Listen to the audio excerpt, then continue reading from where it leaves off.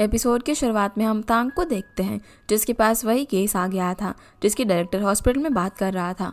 Problem ये थी कि एक क्लाइंट अपना बिजनेस एक्सपेंड करना चाहता है जिसे पहले तो सभी बैंक्स ने लोन देने से मना कर दिया था, पर जब उसका बिजनेस अच्छा परफॉर्म कर रहा है तो उन्हें लोन अब भी देना चाहिए या फिर नहीं, ये फैसला तांग को करना था।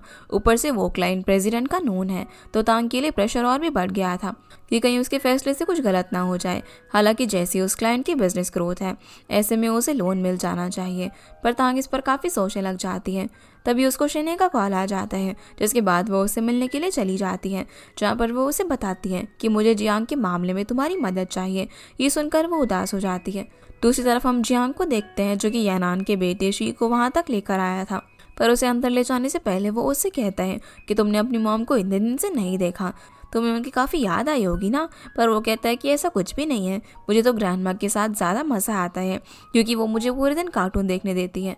पर जांग उसे काफ़ी समझा रहा था, जो देखकर शी बोलता है कि मुझसे ज़्यादा तुम चाहते हो कि मॉम घर पर वापस आ जाए। इतने में यानान बाहर आती है जो कि शी को यहाँ पर देखकर उसे गले लगा लेती है। वो उससे कहता है कि आप वापस घर चलो, मैं आपके साथ रहना चाहता हूँ, जिसकी बातें यानान को इमोशनल कर देती है और वो उसे लेकर घर चली जाती है। जियांग फिर फैंग को कॉल करके कहता है कि तुम्हें मुझे एक बड़ा सा थैंक यू कहना चाहिए, लेकिन उससे बात करने के बाद जियांग थोड़ा परेशान हो जाता है। वहीं चैंग शिनी तांग को बताती है कि जियांग ने उसकी फर्म के साथ काम करने से मना कर दिया है और चैंग शिनी का कहना था कि अगर वो उसके साथ काम करता है तो ये उसके बिजनेस के लिए काफ़ी फायदेमंद रहेगा। इस पर तांग बोलती है कि मैं शियो की पार्टनर नहीं हूँ और मैं तुम्हारी मदद नहीं कर सकती। तो शिनी उससे बोलती है कि जो तुम्हारा प्रोफेशन है उसके एक्सपीरियंस से तुम जियांग को हमसे जुड़ने के फ़ायदे बता सकती हो, और वैसे भी वो तुम्हारी बात ज़्यादा सुनता है। लेकिन तांग फिर भी इनकार कर देती है कि वो उसकी किसी भी तरीके से मदद नहीं कर सकती, जिसके बाद चैंग शिनी उसे बताती है कि मैंने और जियांग ने कभी भी एक दूसरे को डेट नहीं किया। दरअसल जब चैंग शिनी अपने स्टडीज़ के लिए अब्रॉड जाने वाली थी तो वो अपना शहर छोड़ने के लिए काफ़ी अपसेट थी, इसलिए उसने जियांग को उसे सपोर्ट देने के लिए बुलाया, पर उन्हें इस तरह जियांग ने देख लिया और ये बातें फैलना शुरू हो गई। लेकिन हम दोनों जब साथ थे तो वो तुम्हारे बारे में ही सोचता रहता था। वो जब भी कुछ अच्छा खाता तो उस जगह को तुम्हारे लिए याद कर लेता, या जब भी वो कोई अच्छी मूवी देखता तो उसे तुम्हें सबसे पहले दिखाना चाहता। हम दोनों के बीच में तुम्हारा एहसास हमेशा ही रहा है, तुम उसके लिए कितने इंपॉर्टेंट हो ये बात तुम खुद भी नहीं जानती हो। तांग अब से बोलती है कि मैं बेशक जियांग की काफ़ी पुरानी दोस्त हूँ, पर हमने आज तक एक दूसरे के प्रोफेशनल डिसीजन में इंटरफेयर नहीं किया है, इसीलिए अगर जियांग को तुम्हारे फर्म के साथ काम नहीं करना है तो मैं उसे फोर्स नहीं कर सकती। उसकी बातें सुनने के बाद वो बोलती है कि मुझे अब जियांग से जलन होने लगी है कि उसके पास तुम हो, और हम दोनों हाई स्कूल के टाइम अच्छे दोस्त भी नहीं बन पाए। इस पर तांग बोलती है कि पर हम अब अच्छे दोस्त बन सकते हैं, जो सुनकर वो खुश हो जाती है कि जियांग को तो वो अपना क्लाइंट नहीं बना पाई पर उसे एक दोस्त मिल गई। तांग के जाने के बाद अब चैंग शिनी जियांग को फ़ोन करके उसे बताती है कि कल वो वापस जा रही हैं। फिर वो उससे पूछती है कि तुम तांग को अपनी फीलिंग्स बताने के लिए कुछ कर भी रहे हो या फिर सिर्फ खड़े होकर देख रहे हो। इस पर वो हंसते हुए कहता है कि हाँ मैं कोशिश कर रहा हूँ। जिसके बाद जियांग तांग को कॉल करता है और उसे बताता है कि उसे 2-3 दिन के लिए बिजनेस ट्रिप पर मेजू नाम की जगह पर जाना है। फिर वो उसे बताता है कि मेजू वैसे एक अच्छी जगह है, तो अगर तुम फ्री हो इस वीकेंड तुम भी मेरे साथ चल सकती हो, जिसके लिए वो मान जाती हैं, पर वो साथ जाने के बजाय ऑफिस का काम खत्म करके आएगी। अगले सीन में हम देखते हैं कि जियांग क्लाइंट के रिजॉर्ट पहुंचने के बाद सबसे पहले बैल्कनी से व्यू की पिक्चर क्लिक करके तांग को सेंड करता है, जिस पर वो उसे अपने कैबिन की फ़ोटो भेजती है। शाम होने के बाद जियांग अपने क्लाइंट शिव से मिलता है जो कि उसकी कंपनी में इन्वेस्ट करने वाले हैं। शिव जियांग को अपने रिजॉर्ट की एक खास डिश सर्व करता है, जिसे टेस्ट करने के बाद वो उसे काफ़ी पसंद आती है और वो इसमें पड़े इंग्रेडिएंट्स के बारे में काफ़ी डिटेल में बता देता है, जो देखकर शिव उससे काफ़ी इम्प्रेस हो जाता है। दूसरी तरफ हम शेंग को देखते हैं जिसने अपने असिस्टेंट को घर बुला लिया था क्योंकि चेंगुई ने उसे मैसेज करके कहा था कि वो उसके घर पर आ रहा है। रात के समय कोई इस तरह किसी के घर नहीं जाता, इसलिए शेंग ने सेफ्टी के लिए उसे बुला लिया था। इतने में ही चेंगुई आ जाता है, जिसके लिए शेंग जब दरवाज़ा खोलने जा ही रही थी तब उसकी असिस्टेंट हाथ में कुछ पकड़कर खड़ी हो जाती है ताकि अगर चेंगुई ने कुछ करने की ज़रूरत की तो वो उसके सर पर मार देगी। लेकिन वो बताता है कि वो यहाँ पर उसके टेलीस्कोप का मिसिंग पार्ट लेकर आया है, जिसे लगाने के बाद वो ठीक से काम करने लगेगा। वहीं हम जियांग को देखते हैं जो कि फैंग को वीडियो कॉन्फ्रेंस पर सारी बात बताता है कि मीटिंग में क्या क्या हुआ और शिव ने कल सुबह उसे हाइकिंग के लिए बुलाया है। फैंग अब उसे यानान की बात करने लग जाता है कि भले ही वो अब उससे बात करने लगी है, लेकिन फेंग को अब भी कुछ शक हो रहा है। पर फिलहाल वो जियांग से उसका प्लान पूछता है, जो कहता है कि वो कुछ दिन यहीं पर रुकेगा, उसे ये जगह काफ़ी अच्छी लगी। तो फेंग बोलता है कि फिर मैं भी आ जाता हूँ, हम साथ में वापस चलेंगे। लेकिन जियांग मना कर देता है, क्योंकि ऐसे वो तांग के साथ टाइम स्पेंड नहीं कर पाएगा। इसीलिए वो कह देता है कि रहने दो, मेरा पता नहीं है, शायद मैं कल ही वापस आ जाऊँ, और बात को टाल देता है। दूसरी तरफ चेंग हुई ने टेलीस्कोप को फिक्स कर दिया था, जिसे जब वो अपने फ़ोन से चलाकर दिखाता है तो वो उसे देखने लग जाता है, जो चीज़ चेंग नोटिस कर लेती है और दोनों ऑकवर्ड हो जाते हैं। चेंगुई फिर अपना सामान पैक करने लगता है, तो शेंग फोन असिस्टेंट को देकर चेंगुई के पास आ जाती है और उसे थैंक्स कहती है, क्योंकि ये पार्ट मिलना आसान नहीं था। इस पर चेंगुई बताता है कि उसका एक दोस्त है जिसके पास सेम मॉडल है, तो उसमें से उसने इस पार्ट को निकाल लिया। ये सुनकर वो हैरान हो जाती है, पर वो बताता है कि वो पार्ट उसके लिए अनयूज्ड है। अगली सुबह हम देखते हैं कि जियांग शियो के साथ बिजनेस से रिलेटेड बातें करते हुए हाइकिंग के बाद अपनी लोकेशन पर पहुंचता है, जहां का व्यू काफ़ी अच्छा था, जहां पर शियो जियांग की तारीफ में कहता है कि तुम मेरे एक्सपेक्टेशन से कहीं ज़्यादा हो। इसलिए वो उसके साथ काम करने के लिए मान जाता है, क्योंकि शियो अब तक जिस भी इंटरनेट एलीट से मिला है, उन्हें यही फील हो रहा है कि वो उनकी इन्वेस्टमेंट को ग्रो करने के बजाय खुद लग्जूरियस लाइफ ना जीने लगे। पर जियांग के साथ टाइम बिताने के बाद उसे उस पर भरोसा हो गया था। सीन अब तांग पर आता है, जो कि जियांग को मैसेज करके बताती है कि वो शाम की ट्रेन से वहाँ पर पहुँच जाएगी, जिसके बाद वो ऑफिस से निकल जाती है।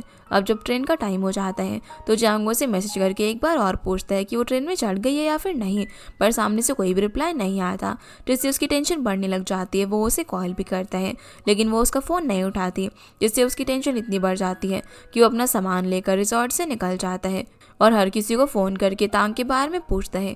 लेकिन सभी का यही कहना था कि आज उन्होंने शाम के बाद से उसे नहीं देखा।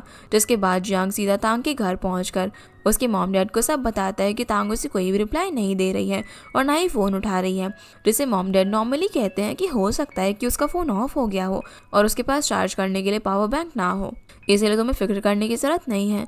पर जियांग अब भी नहीं रुकता, वो जू को कॉल करता है, जो उसे बताता है कि उसे प्रेसिडेंट से पता चला कि लीडर के साथ पैसों को लेकर कुछ गड़बड़ हुई है, जिसके साथ वो पहले काम कर चुकी है और अब दोबारा कर रही है, इसीलिए वो पुलिस के साथ कोऑपरेट कर रही है। ये सुनने के बाद जियांग थोड़ा सा रिलैक्स फील करता है। दूसरी तरफ हम तांग को देखते हैं, जो कि पुलिस के इन्वेस्टिगेशन में हेल्प कर रही थी, जो उन्हें बताती है कि बैंक कुछ बोरोवर्स पर रिस्ट्रिक्शन लगाती है कि उन्हें एक सर्टेन अमाउंट तक ही लोन मिलेगा, लेकिन प्रेसिडेंट इस तरह वार्निंग लाइन को पहले ही नोटिस कर लेते। इसका मतलब इसमें कुछ तो प्रॉब्लम है।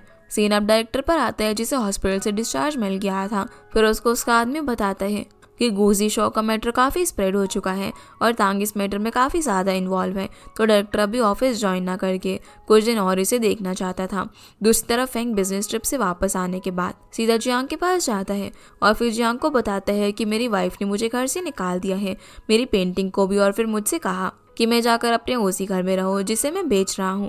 तो जियांग भी हंसते हुए कहता है कि फिर तुम रोड पर आ जाओगे अगर उसने बेच दिया, इसीलिए एक ही रास्ता था कि अब वो उस घर को बेच नहीं सकता। लेकिन फेंग उसे ही समझाने लग जाता है कि जो घर वो ले रहा है वो कितना अच्छा है, और यहाँ तक कि उसने डिपॉजिट भी पे कर दिया है। इतने में जियांग को तांग का कॉल आ जाता है, जो उसे बताती है कि वो वापस आ गई है। ये सुनने के बाद वो फेंग को उसकी प्रॉब्लम के साथ वहीं पर छोड़कर वहाँ से चला जाता है। वो जल्दी से तांग के पास पहुँचता है और देखने लग जाता है कि वो बिल्कुल ठीक तो है ना। अब जब वो उसे उसका हाल चाल पूछ रहा था तो वो उसे मजाक में कहती है कि ऐसे पूछ रहा है जैसे कि वो होटल से आई है। ये देखकर जियांग स्माइल करने लग जाता है। फिर वो उसे कुछ सामान दिखाता है जो कि उसकी मॉम ने उसके लिए मंगवाया था। जियांग उससे पूछता है कि जो तुम्हें छोड़ना है वो कौन था, तो वो कैप्टन के बारे में बताती है, जिससे उसकी मॉम ने उसकी पर्सनल इन्फॉर्मेशन तक निकालवानी शुरू कर दी थी। जियांग पूछता है कि क्या वो सिंगल है, इस पर तांग हाँ करती है, जो सुनकर वो अलर्ट हो जाता है। अब जब वो घर पहुंचते हैं तो तांग नहाने के लिए चली जाती है और जियांग सामान अरेंज करने लगता है, पर तब तक वो दोनों मॉम को कैप्टन की बातें करते हुए सुनता है, जो कि उसका बायोडेटा पढ़ रही थी। जियांग की मॉम यहाँ पर उसे अपनी भी इस तरह बायोडेटा बनाने के लिए कहती है, क्योंकि वो सारी उम्र सिंगल नहीं रह सकता।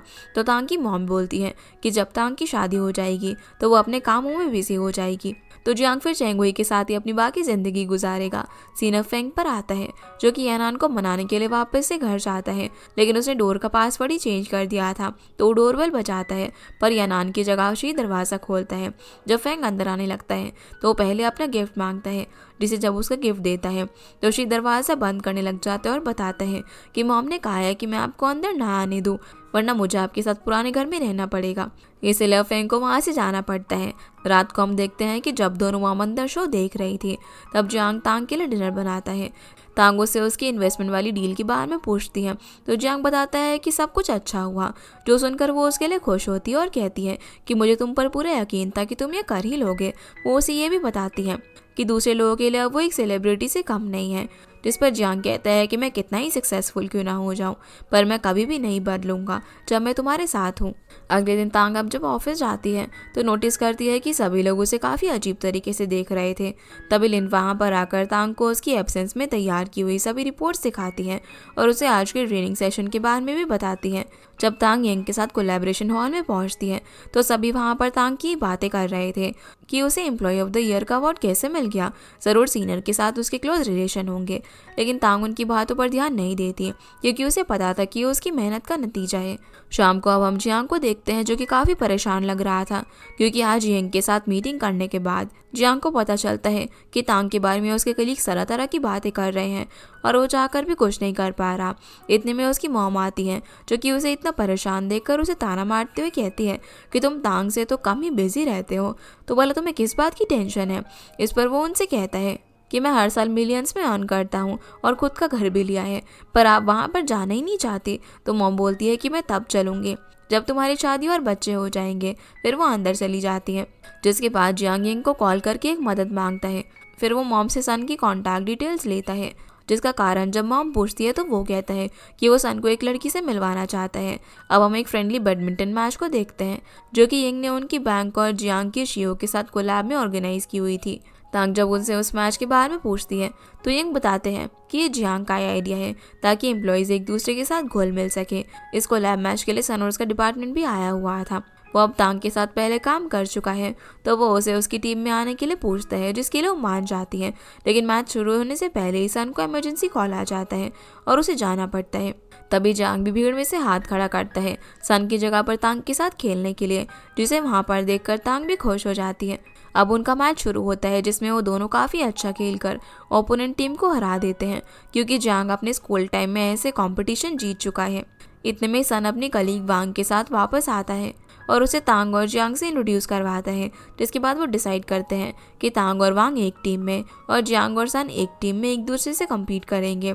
जियांग को ये उन दोनों के साथ नाइंसाफ़ी लग रही थी तो सन बताता है कि वांग चैंपियन रह चुकी है। फिर उन दोनों टीम के बीच में मैच शुरू होता है जिसमें जियांग और सन जब पॉइंट हारते हैं तो तांग जियांग को चिढ़ाने के लिए इशारा करने लग जाती है।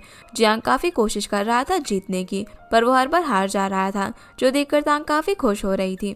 अगले दिन हम देखते हैं कि तांग के बारे में जो एम्प्लॉयज़ के बीच र्यूमर्स थे वो ख़त्म हो जाते हैं क्योंकि कल के मैच में सन ने खुद तांग को उनकी मदद के लिए थैंक्स कहा था, जिससे अब वो सभी तांग के सपोर्ट में आ जाते हैं।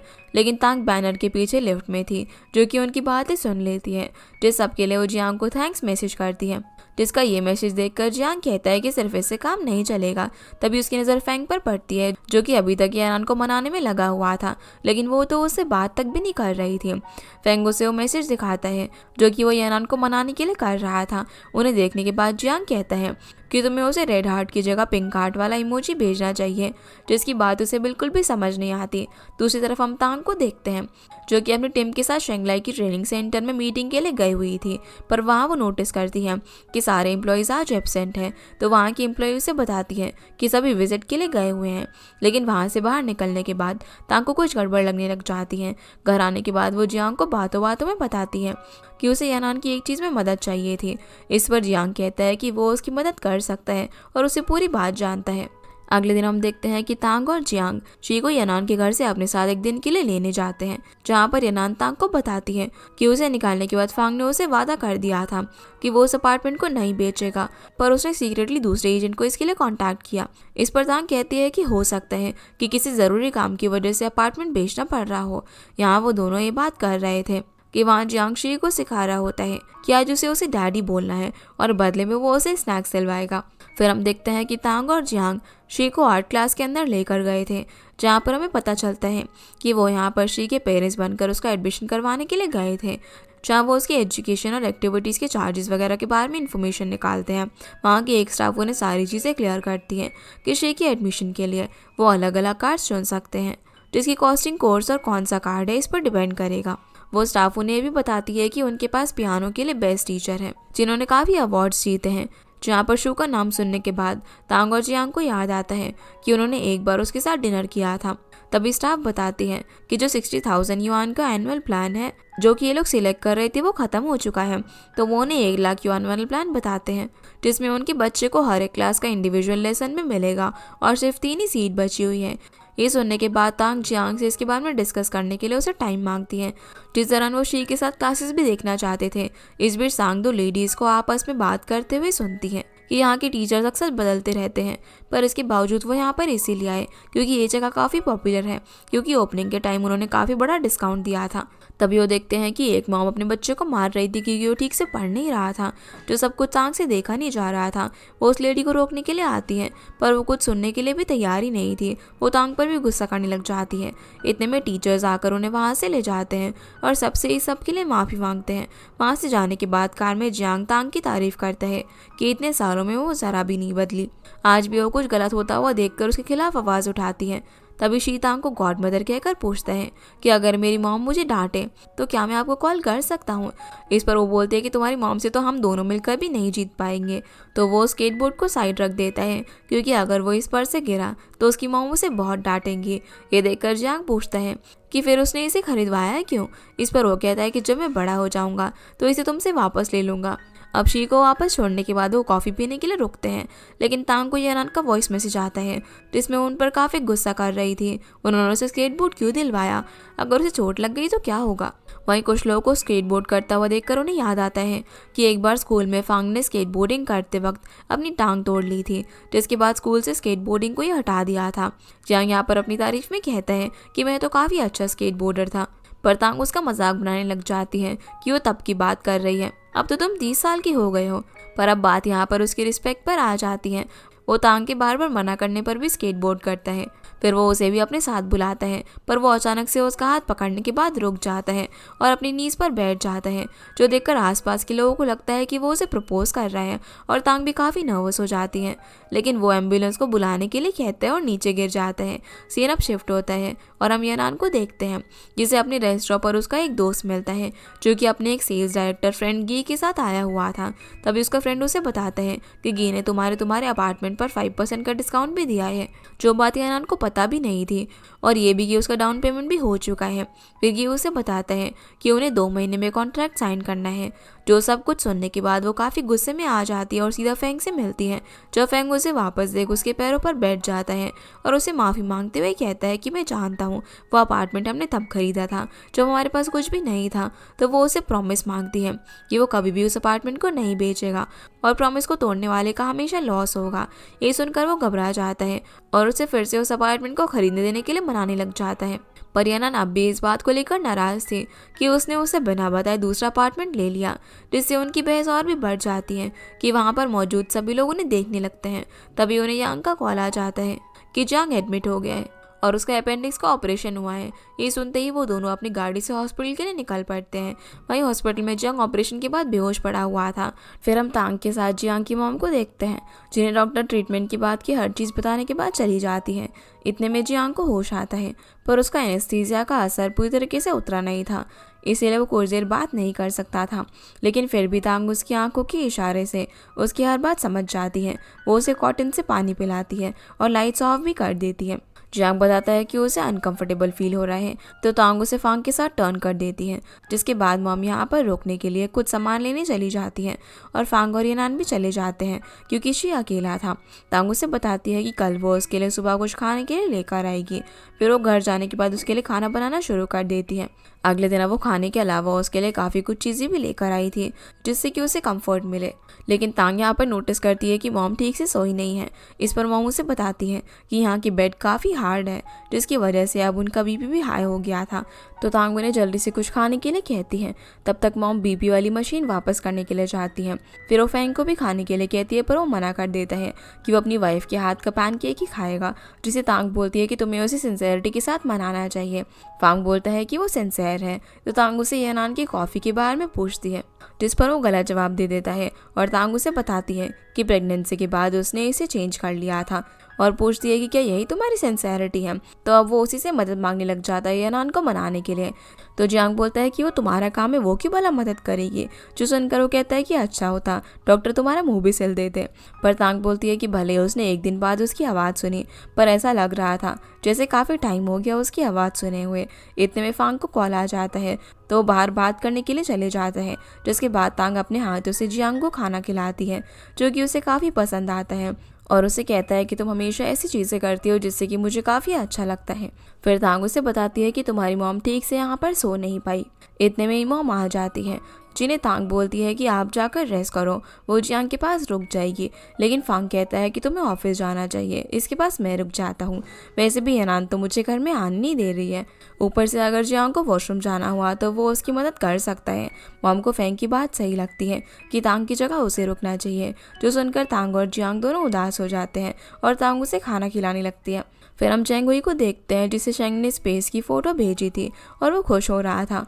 तभी वो अपने एम्प्लॉयज़ को बात करते हुए सुनता है कि शेंग फैशन वीक के लिए मिलान गई हुई है। जिसके बाद चेंग हुई बाहर आकर उनसे कहता है कि वो आज टेक डिपार्टमेंट को खाने पर लेकर जाएगा, जिससे पहली बार स्माइल करता हुआ देखकर वो लोग हैरान हो जाते हैं।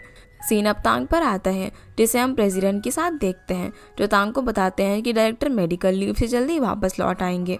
ये सुनकर वो थोड़ा सा उदास हो जाती है, क्योंकि उसे फिर से उसे फेस करना पड़ेगा। प्रेसिडेंट उसे उसके काम के बारे में पूछते हैं। सीने तांग बताती है कि वो अभी शंगलाई आर्ट पर काम कर रही है, जो कि अब काफ़ी पॉपुलर बन चुका है। इसीलिए प्रेसिडेंट उसे चीज़ें फटाफट प्रोसीड करने के लिए कहते हैं। लेकिन तांग वहाँ के टीचर्स और उनकी डिक्लाइन एडमिशन के बारे में जानती थी, पर वो प्रेसिडेंट से कुछ नहीं कहती, क्योंकि उन्होंने ज़्यादा ही उम्मीदें लगा रखी थी।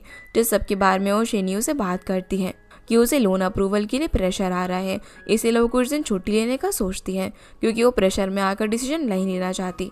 रात को अब हम जियांग को देखते हैं, जो कि सो नहीं पा रहा था, क्योंकि फैंग वीडियोस देखकर जोर जोर से हंस रहा था। जैसे तैसे करके अब जियांग सोता ही है कि फांग फिर से हरकतें शुरू कर देता है। इस सबसे वो एक बार सोने की कोशिश करता है, लेकिन फांग फिर वही करना शुरू कर देता है। ऐसे करते करते सुबह हो जाती है और ये सारी बात जियांग तांग को बताता है। तो तांग बोलती है कि तुम टेंशन मत लो, मैं आज तुम्हारे साथ रुकूंगी, क्योंकि उसने कुछ दिन की छुट्टी ली है। जो सुनकर वो खुश हो जाता है। फ़ोन रखने के बाद वहाँ पर डॉक्टर्स आते हैं, जो कि जियांग को बताते हैं कि आज दोपहर तक वो उसे डिस्चार्ज कर देंगे। ये सुनकर वो हैरान हो जाता है कि इतना जल्दी। जियांग बोलता है कि उसे ना कुछ अच्छा नहीं लग रहा है, तो मुझे ना और 2 दिन रख लो। पर डॉक्टर रिपोर्ट देखने के बाद सब नॉर्मल बताती है और उसे आज डिस्चार्ज करवाने के लिए कहती है। ये बात वो तांग को बता देता है। इस पर वो कहती है कि मैं फॉर्मेलिटीज़ पूरी करने के लिए आ जाती हूँ, फिर हम साथ में घर आ जाएंगे। जिसके बाद वो वहाँ पर पहुँच जाती है। अभी प्रोसीजर खत्म होने में टाइम था, तो तांग उसके बेड को सीधा करके तब तक उसे रेस्ट करने के लिए कहती है, पर वो उसका हाथ पकड़ लेता है। जो देखकर वो कहती है कि बीमार होने के बाद तुम बच्चे बन जाते हो, अब क्या मैं तुम्हारे लिए डांस भी करूं? इस पर वो उसे हाँ कहता है, तो तांग उसे चुपचाप सोने के लिए कहती है। कुछ देर बाद जब नर्स सब कुछ चेक करने के लिए आती है, तो वो देखती है कि जियांग को फीवर है। ऐसे में वो उसे डिस्चार्ज नहीं कर सकते थे। लेकिन ये बात सुनकर जियांग काफ़ी ज़्यादा खुश हो जाता है, पर तांग परेशान होती है कि फांग की जगह उसे रुकना चाहिए था, क्योंकि फांग ने उसे सोने नहीं दिया और अब उसकी तबीयत खराब हो गई। पर अंदर ही अंदर वो भी खुश थी। सीन अब यहाँ से जू पर आता है, जो कि वे को बताता है कि वो इस कार कीज़ को तांग को देने के बाद उसे पासवर्ड तब बताएगा जब वो लोन अप्रूव हो जाएगा। ये सब वो तांग को गिफ्ट देकर लोन अप्रूव करवाने की कोशिश कर रहे थे। वहीं शेंग को मिलान में एक रेस्टोरेंट की लोकेशन भेजकर बताते हैं कि यहाँ का खाना काफ़ी टेस्टी है, क्योंकि वो यहाँ पर जा चुका है। जिसका मैसेज देखकर वो कुछ सोचने लगती हैं। वहीं जियांग, जो कि फैंग के साथ कॉल पर लैपटॉप पर काम कर रहा था, वो तांग के आते ही उसे बंद कर देता है और फांग को सुनाने लग जाता है कि मैं बीमार हूँ, मुझे काम के लिए बार बार कॉल मत करो, और वो फ़ोन कट कर देता है। फिर तांग उसका फीवर चेक करती है, जो कि कम नहीं हो रहा था। तो वो उसके सर पर कूलिंग पैड्स लगाती हैं, जिसके बाद वो उसे सुलाने के लिए उसके पास ही बैठकर देखने लगती हैं कि जब तक वो सोएगा नहीं वो यहाँ से हिलेगी नहीं। इसलिए जियांग बीच में बार बार आंखें खोलकर देख रहा था, लेकिन कुछ देर बाद तांग खुद उस पर सो जाती है और जियांग उसे बड़े ध्यान से देख रहा था। फिर वो उसके शोल्डर पर हाथ रखता है। दूसरी तरफ चेंग जब स्कूटी पर जा रहा था तब शेंग उसे उस रेस्टोरेंट से उसकी बताई हुई डिश की फोटो भेजती है, जो देखकर वो खुश हो जाता है। अगले दिन तांग जब उठकर जियांग का फीवर चेक कर रही थी तो वो उसका सर अपने सर पर लगाकर बुखार चेक करवाता है, जो कि अब जा चुका था। लेकिन वो इतने क्लोज थे कि जियांग उसे किस करने वाला था, पर इतने में मॉम वहाँ पर आ जाती है, जो कि खाने के लिए सामान लेकर आई थी। तो तांग मुंह धोने के लिए चली जाती है। जब वो बाहर आती है तो मॉम तांग को घर जाने के लिए कहती है और बताती है कि तुम्हें रुकने की ज़रूरत नहीं है, ये ठीक है। पर तांग बोलती है कि उसकी वैसे भी छुट्टी है तो वो रुक जाएगी, लेकिन मॉम उसे घर जाकर आराम करने के लिए कहती है और फ्रेंड्स के साथ घूमने के लिए। पर उसे देखकर साफ पता चल रहा था कि उसके जाने का मन नहीं है और जियांग भी उसके जाने से दुखी सा हो जाता है। दूसरी तरफ हम ऑफिस में डायरेक्टर को देखते हैं, जो कि लौट आया था और इस बार आते ही सभी पर गुस्सा करने लगता है। बोलता है कि अभी तक श्रृंगलाई लोन का क्या हुआ, जिसे तांग हैंडल कर रही थी। वो बोलता है कि उसके यहाँ पर ना होने के बाद किसी ने भी अच्छे से काम नहीं किया, जहाँ पर लिनो से अभी तक रिपोर्ट बताती है कि इस केस में उन्हें काफ़ी प्रॉब्लम लग रही है, पर डायरेक्टर कुछ भी नहीं सुनता और आज शाम तक पूरी रिपोर्ट मांगता है। तो वो उसे बताती है कि तांग यहाँ पर नहीं है, वो अपनी रिलेटिव के लिए मेडिसिन लीव पर है, लेकिन डायरेक्टर उसे कैसे भी उसे कॉन्टैक्ट करने के लिए कहता है। दूसरी तरफ हम तांग को देखते हैं, जो कि यानान से मिलने के लिए गई थी, जहाँ पर वो उसे बताती है कि उसे कुछ भी अच्छा नहीं लग रहा है, जबकि फांग उसे मनाने की हर कोशिश कर रहा है, जिससे कोई भी इम्प्रेस होकर उसे माफ़ कर देगी, पर उसके बावजूद भी उसे ठीक नहीं लग रहा। तो तांग उसे सजेस्ट करती है कि शी के होने से पहले वो जो काम करती थी उसे वो कंटिन्यू करना चाहिए, जो आइडिया यानान को भी आया था। पर इसे फैंग के साथ साथ वो भी काफ़ी बिजी हो जाएगी और उन दोनों के बीच में दूरियां और बढ़ जाएंगी। तांग बोलती है कि क्या तुम फैंग के बिना अपनी लाइफ इमेजिन कर सकती हो। इस पर वो हंसते हुए कहती है कि बिल्कुल भी नहीं। तो वो उसे जाकर फैंग से बात करने के लिए कहती है।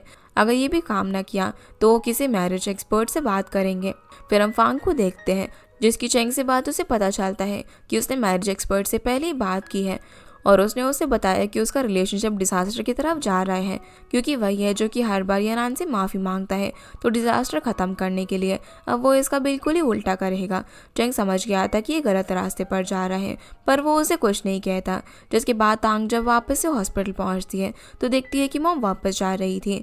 वो तांग से कहती है कि जियांग ने मुझे जाने के लिए काफ़ी फोर्स किया। जाते जाते वो उसे बताती है कि अंदर रूम में एक गेस्ट भी है।